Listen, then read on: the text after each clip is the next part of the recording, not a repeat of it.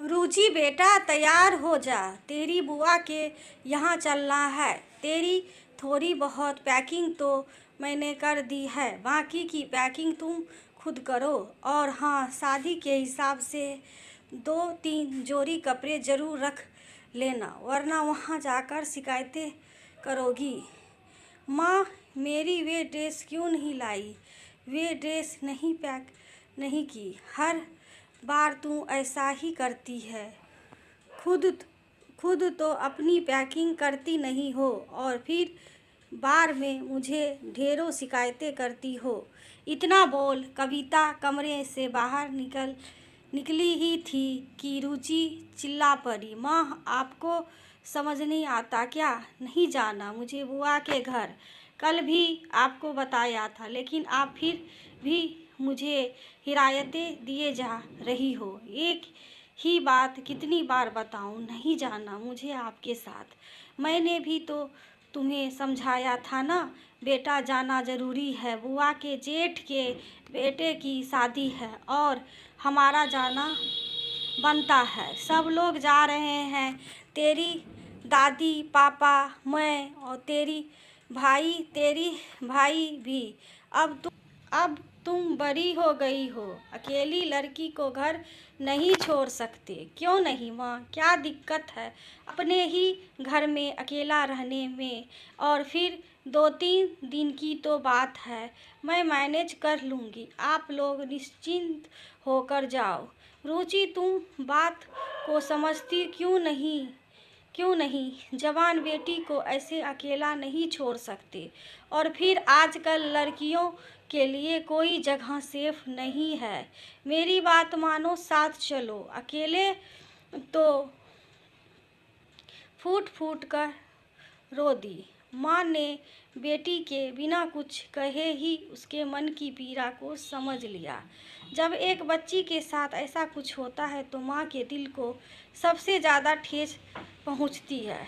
कविता जी खुद को संभाल कर बोली, मेरी बेटी कब से इतनी बड़ी हो गई है, मुझसे बातें छिपाने लगी है। कुछ छुपाना नहीं चाहती थी माँ, बस डर थी कि कोई मेरी बात को पर यकीन करेगा या नहीं। सब लोग आपके वैसे ही पीछे पड़े रहते हैं। अगर मैं यह बात आपसे करती तो आप पापा को बताती, पापा दादी को, फिर घर में हंगामा होता।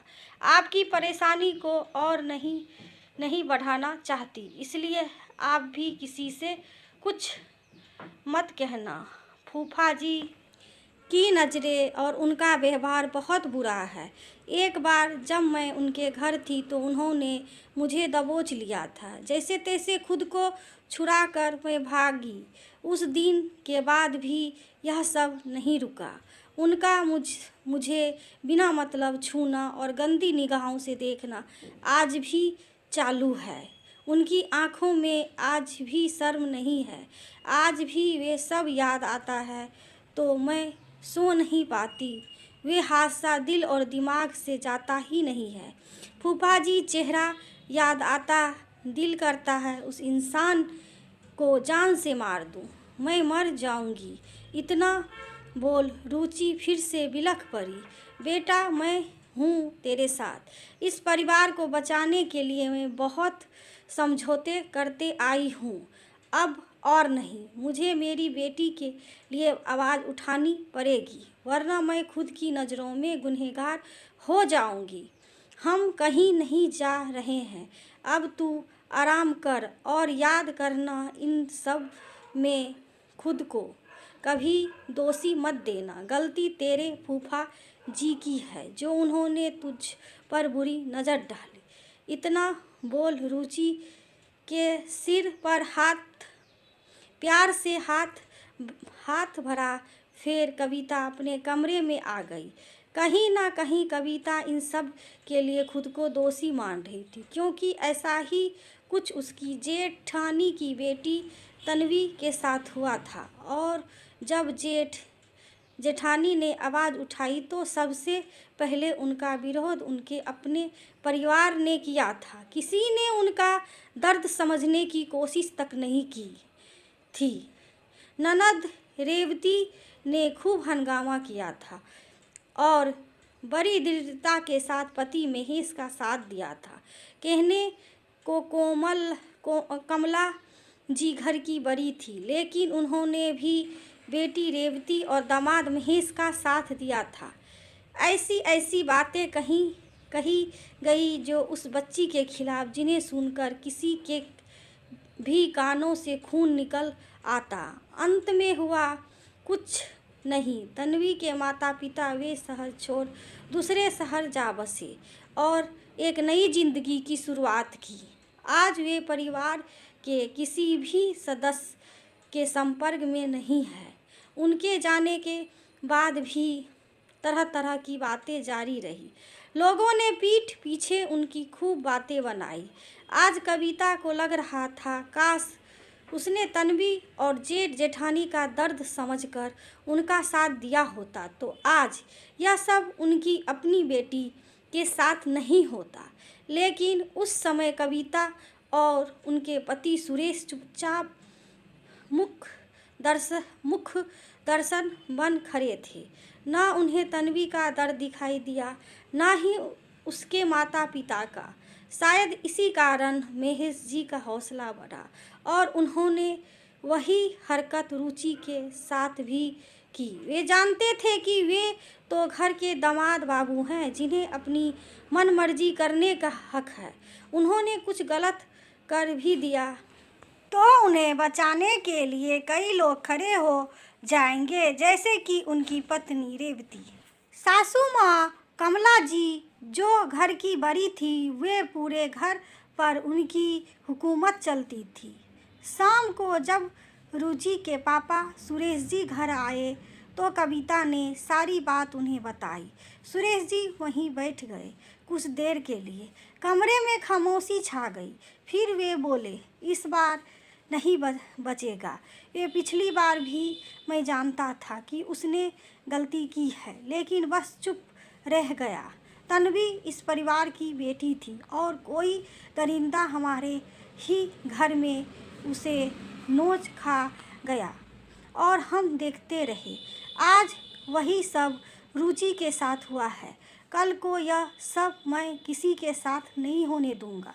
अब जो होगा देखा जाएगा। अब महेश को उसके किए की सज़ा ज़रूर मिलेगी। सुरेश जी ने उसी समय अपने बड़े भाई को फ़ोन किया और सारी बात बताई। दोनों ने फैसला किया कि बहुत हुआ, अब गुनहगार को सज़ा दिलाने का समय आ गया है। इसके बाद सुरेश जी पुलिस के पास गए और महेश जी के खिलाफ रिपोर्ट दर्ज करवा दी। पुलिस अपनी कार्रवाई में जुट गई। जब यह बात कमला जी को पता लगी तो वे बोली, तुम दोनों भाइयों की हिम्मत कैसे हुई मेरी दामाद पर ऐसे इल्ज़ाम लगाने की?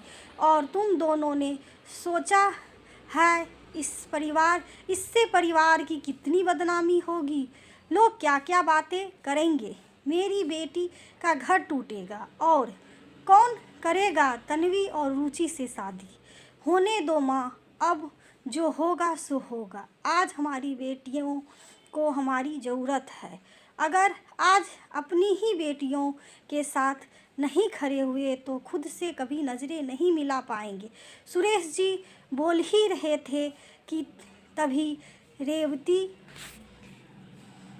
बहन आ गई और सभी को भला बुरा सुनाने लगी। तो सुरेश जी ने साफ शब्दों में कह दिया, दीदी सुनो, तुम भी जानती हो तुम्हारा पति कैसा है। कब तक उसकी गलतियों पर पर्दा डालती रहोगी? आपकी भी तो एक बेटी है ना। सोचो, यही सब उसके साथ हुआ होता तो इन्हीं जैसे दरिंदों के कारण बेटियां घर में भी सुरक्षित नहीं है।